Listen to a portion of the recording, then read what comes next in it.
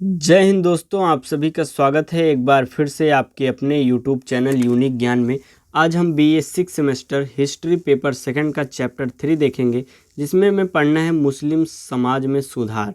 हमने सामाजिक धार्मिक सुधार आंदोलनों को अच्छे से पढ़ लिया, जिसमें हमने प्रार्थना समाज, ब्रह्म समाज, आर्य समाज, थियोसॉफिकल सोसाइटी, इन सभी के द्वारा किए गए योगदानों को हमने चैप्टर सेकंड में पढ़ लिया है। अगर आपने नहीं देखा हो तो चैनल पर विजिट कीजिए, आपको प्लेलिस्ट मिल जाएगी BA 6 semester history paper second classes के नाम से। हिस्ट्री पेपर फर्स्ट की क्लासेस आपका सिलेबस समाप्त कर दिया गया है, तो अच्छे से आप वहां से पढ़ सकते हैं। साथ ही साथ अगर आप नोट्स चाहते हैं तो हमारे टेलीग्राम चैनल को ज्वाइन कीजिए, वहां पर सभी क्लासेस जो यहाँ कराई जा रही हैं सभी के नोट्स वहां पर आपको प्रोवाइड कराए जाते हैं। तो चलिए देखते हैं मुस्लिम सुधार, किस प्रकार से मुस्लिम समाज में सुधार हुआ था। आपको यह बता दें कि आपका जब एग्ज़ाम हो जाए तो कृपया आप मैसेज करके, टेलीग्राम मैसेज करके आप अपने एग्ज़ाम पेपर को भेज दिया करिए, जिससे आपके पेपर को सॉल्व कराया जा सके। जिस भी यूनिवर्सिटी में एग्ज़ाम नहीं हुआ रहता है उनके लिए बहुत ही हेल्पफुल रहता है। उन्हें पता चल जाता है कि कौन कौन से टॉपिक्स जो हैं वो मोस्ट इम्पॉर्टेंट में आते हैं, उन टॉपिक्स को याद करके चले जाते हैं। तो चलिए देखते हैं मुस्लिम समाज में सुधार किस प्रकार से शुरुआत हुई। मुस्लिम धर्म और समाज के विषय में सबसे पहले जानेंगे। हिंदू धर्म की भांति इस्लाम धर्म में भी अंधविश्वास और पाखंड का बोलबाला हो गया था। वह समय ही ऐसा था कि एक प्रकार से पाखंड का बोलबाला, अंधविश्वास का बोलबाला उस समय हिंदू मुस्लिम कोई भी जाति हो, कोई भी समाज हो, सब में यह फैली हुई थी। अतः मुस्लिम समाज की धार्मिक एवं सामाजिक कुरीतियों को समाप्त करने के लिए अनेक आंदोलन हुए। जिस प्रकार हिंदुओं ने अपने समाज में, अपने रीतियों में, अपने धार्मिक सामाजिक रीतियों में जो भी कुरीतियाँ थी उनको हटाने के लिए आंदोलन किए, सुधार करने के लिए आंदोलन किए, उसी प्रकार मुस्लिमों ने भी अपने धार्मिक एवं सामाजिक कुरीतियों को समाप्त करने के लिए आंदोलन किए, जिनमें से वहाबी आंदोलन, अलीगढ़ आंदोलन, अहमदिया आंदोलन जो कि प्रमुख हैं। 1803 में मुगल सम्राट जो हैं अंग्रेजों का पेंशनर बना और 1843 ईस्वी में सिंध के अमीरों ने कंपनी की अधीनता स्वीकार कर ली। 1856 में अवध साम्राज्य समाप्त हो गया। 1858 में बहादुर शाह द्वितीय को रंगून भेज दिया गया और इस प्रकार मुसलमानों के हाथों में राजनीतिक सत्ता उस समय नहीं रही। मुसलमान समझते थे इसका कारण क्या है कि यह मुसलमान जो है शुद्ध इस्लाम को छोड़ चुके हैं और मुस्लिम समाज पर हिंदुओं का प्रभाव पड़ रहा है, इसीलिए हमारे मुस्लिम के पास कोई भी एक प्रकार से राजनीतिक सत्ता नहीं बची है, क्योंकि मुसलमान जो है वह शुद्ध इस्लाम को छोड़ रहा है और हमारे एक प्रकार से समाज पर हिंदुओं का प्रभाव पड़ रहा है। इसलिए रायबरेली के निवासी जो हैं सर सैयद अहमद ने मुसलमानों का ध्यान अपनी धार्मिक और सामाजिक हीनता की ओर आकर्षित किया। 1857 में उन्हें आशा थी कि मुस्लिम सत्ता पुनः स्थापित प्राप्त होगी, लेकिन सत्ता प्राप्त नहीं हुई और उनको अधिक क्षति हो गई थी। तो उस प्रकार से फिर उसके पश्चात उन्होंने आंदोलन करने शुरुआत किए, अपने जो सामाजिक और धार्मिक कुरीतियाँ हैं उनको हटाने का, उनमें सुधार करने का प्रयास करना शुरू किया, जिनमें से पहला जो आंदोलन था वह था वहाबी आंदोलन। सर सैयद बरेलवी इस युग के प्रथम मुस्लिम विचारक और सुधारक थे। वे राजा राम मोहन राय के समकालीन थे। इन पर अरब के वहाबी आंदोलन का प्रभाव पड़ा था। अरब में जो वहाबी आंदोलन हुआ था उसी का प्रभाव इनके ऊपर पड़ा था, सर सैयद बरेलवी के ऊपर। इसी के नाम से वह भी यहाँ पर वहाबी आंदोलन करते हैं, इसलिए वह आंदोलन वहाबी आंदोलन कहलाया। उन्होंने ईश्वर की एकता पर बल दिया है, कुरान को समझने की और उसकी व्यवस्था करने का अधिकार प्रत्येक मुस्लिम को दिया है। जो सैयद बरेलवी रहते हैं वह कहते हैं कि ईश्वर जो है उसकी एकता में बल होता है, कुरान को आप समझिए, उसकी व्यवस्था करने का अधिकार प्रत्येक मुस्लिम को उन्होंने दिया। वे अपने अनुयायियों में से इस्लाम विरोधी भावनाओं का अंत करना चाहते थे, मतलब जो इस्लाम को नहीं मानने वाले थे, उनके जो भी मुस्लिम थे उनको एक प्रकार से अंत उनका करना चाहते थे, उनको ख़त्म करना चाहते थे मुस्लिम समाज में से। वे काफिरों के विरुद्ध धार्मिक युद्ध का उपदेश देते थे तथा पाश्चात्य शिक्षा व सभ्यता का विरोध करते थे। इनकी कोशिशों से इस्लाम में व्याप्त कुछ कुरीतियों का अंत हो सका था। सर सैयद बरेलवी ने जो कोशिश की उससे कई कुरीतियाँ जो हैं वह समाप्त हो गई। उसके बाद देवबंद में दारुल आलूम जो हैं उनके द्वारा कुछ सुधार किए गए। सर सैयद अहमद बरेलवी और उनके शिष्यों ने जो सुधार आंदोलन शुरू किया वह 1859 के बाद अधिक बलशाली हो गया। वहाबी सिद्धांतों का प्रचार बढ़ा। अधिकांश भारतीय मुसलमान इस जटिल वहाबी अनुशासन की ओर जाने के बजाय सूफी संतों और अनेक मतों की ओर अधिक झुके। सूफी संतों के प्रति श्रद्धा व भक्ति तथा उनकी आराधना अधिक प्रचलित हो गई। सूफी मज़ारों और पीरों का महत्व उस समय बढ़ने लगा। एक प्रकार से जो मुसलमान लोग थे वह सूफी संतों की ओर वह बढ़ने लगे। इस्लाम को एक प्रकार से उन्होंने देखा, उसके पश्चात सूफी संतों के प्रति उनका श्रद्धा बढ़ी, भक्ति बढ़ी और उनकी आराधना जो है अधिक प्रचलित हो गई। सूफी मज़ारों और पीरों का महत्व लोगों के, मुसलमानों के बीच में बढ़ गया। अंधविश्वास मानना, गंडा, झाड़ फूक आदि अधिक प्रचलित थे उस समय। मुसलमानों में इनके प्रति श्रद्धा बढ़ी।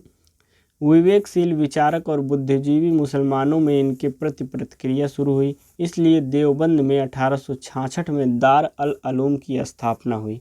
यहाँ भारत के मुसलमान ही नहीं अपितु पड़ोसी देश के मुसलमान भी आकर्षित हुए। दारुल उलूम के अनुयायी जो थे वह प्राचीन हनफी मत और विचारों से अलग नहीं था, फिर भी उनका झुकाव जो है वहाबी सिद्धांतों की ओर था। वे वहाबी संस्कारों, धार्मिक विधियों, परंपराओं की ओर अपने को लगाते रहे, इनका अनुकरण करते रहे और 1691 ईस्वी में औरंगजेब के शासनकाल में मुल्ला कुतुबुद्दीन सुहालवी द्वारा स्थापित फिरंगी महल का मदरसा एवं मफ़ाहिम मुसलमानों में उनकी संप्रदाय का प्रतिनिधित्व करता रहा और वहाबी सिद्धांतों तथा सूफी सिद्धांतों के बीच विचारों में आदान प्रदान के लिए माध्यम बना रहा। आगे हम देखेंगे अगला आंदोलन जो है किसके द्वारा, अगला योगदान मुस्लिम सुधार में किसके द्वारा किया गया, सर सैयद अहमद खां के द्वारा। 1817 ईस्वी में दिल्ली में सैयद अहमद खां का जन्म हुआ था। 1836 ईस्वी में वे ईस्ट इंडिया कंपनी की नौकरी में लग गए। 1857 ईस्वी में उन्होंने सरकार की खूब सहायता की। उनका विचार था कि अंग्रेजी शिक्षा, पाश्चात्य ज्ञान विज्ञान से और राजनीतिक विचारों को अपनाने से मुस्लिम समाज का कल्याण हो सकता है। उनकी सोच क्या थी, वह अंग्रेजी शिक्षा को अपनाने के लिए कहते थे, पाश्चात्य ज्ञान विज्ञान को और राजनीतिक विचारों को अपनाने के लिए मुस्लिम समाज को कहते थे, जिससे मुस्लिम समाज का एक प्रकार से कल्याण हो सके। उनके एक प्रकार से दृष्टिकोण से था अगर हम इन चीज़ों को फॉलो करेंगे तो हमारे समाज में एक प्रकार से कल्याण होगा, विकास होगा। उनको मुसलमानों की दशा देखकर आत्मग्लानि होती थी। एक बार उनके मन में विचार आया कि भारत छोड़कर वे कहीं चले जाएं, परंतु वह गए नहीं। मुगल सम्राटों के समय में और कंपनी के राज्य में सर सैयद अहमद के पूर्वज ऊंचे पदों पर कार्य करते थे। परंपरागत रूढ़ियां सर सैयद अहमद को पसंद नहीं थी, इसलिए राज्य सेवा से निवृत्त होते ही वे धार्मिक सुधार में लग गए। इनका मुसलमानों ने विरोध किया। अलीगढ़ में इनके प्रयत्न में एक अंग्रेजी स्कूल कायम हुआ और फिर वही कॉलेज बन गया। अंग्रेज मुसलमानों को प्रोत्साहन देने लगे। फिर नवाब मुहसिन उल मुल्क और नवाब बकारुल मुल्क तथा अन्य मुसलमानों की सहायता से सर सैयद अहमद ने मुसलमान शिक्षा सभा की स्थापना की। बस आप ध्यान से सुनते रहिए, यह एक कहानी के माध्यम से किसने क्या किया, किस आंदोलन में किस प्रकार से सुधार किया, बस एक बार आपको सुनना है। बहुत ही अच्छे तरीके से आपको समझ में आ जाएगा। जो भी समझ में ना आए आप कमेंट करके पूछ सकते हैं। आगे देखेंगे अलीगढ़ के मुस्लिम कॉलेज ने मुसलमानों के लिए उन्नति के लिए बहुत कार्य किए। यहाँ कई गणमान्य मुसलमान विद्वान बने जिन्होंने ऊंचे ऊंचे पदों पर कार्य किया और इसी प्रकार कलकत्ता मदरसा और दिल्ली के अरबी स्कूल ने भी मुसलमानों की सहायता की थी।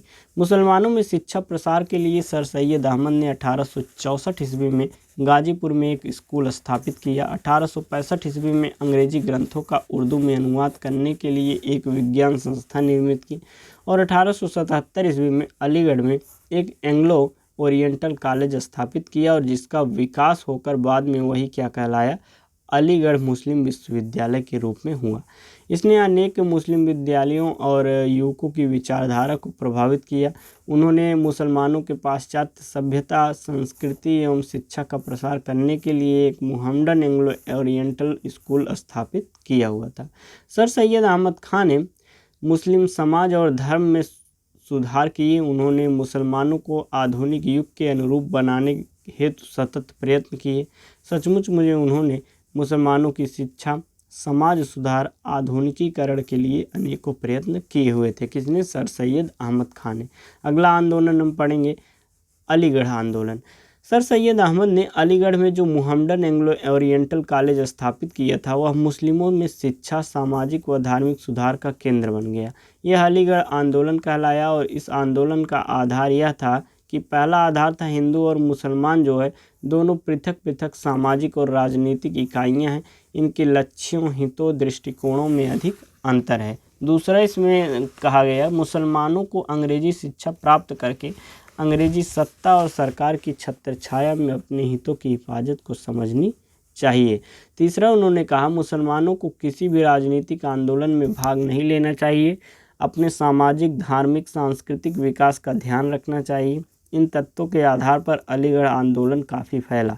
इसने मुसलमानों की शिक्षा, सामाजिक, आर्थिक और धार्मिक आधुनिकीकरण के लिए अनेक कार्य किए।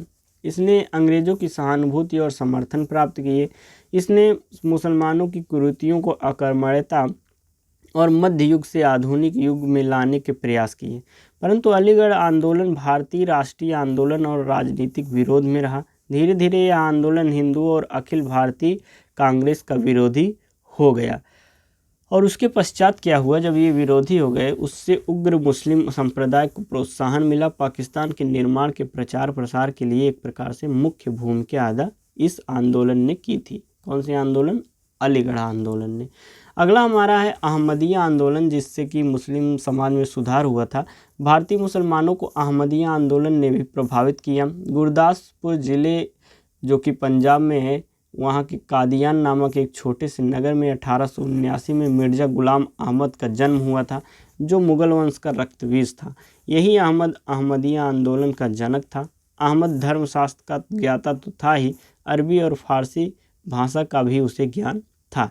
गुलाम जो है वह अहमद ने स्वयं को खुदा द्वारा भेजा हुआ एक विशेष पैगंबर कहा। उसने मौलवियों की बुराइयों से बचने के लिए मुसलमानों को कहा तथा यह भी ऐलान किया कि मौलवी असत्य की ओर जा रहे हैं। उसने पीरों तथा कब्रों की इबादत न करने के लिए मुसलमानों से आग्रह किया। उसने पर्दा प्रथा तथा तलाक का समर्थन किया। इनके शिष्य कादियानी कहे गए कादियानी आंदोलन लंका तथा बर्मा में उन्होंने फैला दिया। 1908 में मिर्ज़ा गुलाम अहमद की मृत्यु हो गई, उसे कादियान में दफना दिया गया।